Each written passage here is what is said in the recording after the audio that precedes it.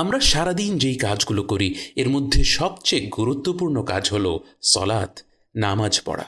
সময় মতো নামাজ পড়া এটা আমাদের গোটা প্রজন্মের জন্য সবচেয়ে গুরুত্বপূর্ণ প্রজেক্ট। আপনার জীবনে অনেক অশান্তি, সময় মতো 5 ওয়াক্ত নামাজ পড়ুন। আপনার জীবনকে উদ্দেশ্যহীন মনে হয়, সময় মতো 5 ওয়াক্ত নামাজ পড়ুন। সমাজে অনেক অনিয়ম, অনেক অন্যায় অনাচার, সময় মতো 5 ওয়াক্ত নামাজ পড়ুন। কত মানুষ দাড়ি টুপি রেখে 5 ওয়াক্ত নামাজ পড়েও ঘুষ খাচ্ছে, দুর্নীতি করছে। আপনি সময় মতো 5 ওয়াক্ত নামাজ পড়ুন। নামাজ পড়েও মনে শান্তি আসছে না, সময় মতো 5 ওয়াক্ত নামাজ পড়তে থাকুন। একদিন পরিবর্তন আসবেই। একদিন আপনার অন্তর খুলে যাবে, বিষণ্ণতা কাটিয়ে ওঠে, আপনি অন্তরে আনন্দ অনুভব করবেন। বর্তমান মুসলিম উম্মতের সবচেয়ে বড় চ্যালেঞ্জ হলো প্রতিটি মুসলিম 5 ওয়াক্ত নিয়মিত নামাজ পড়ছে না।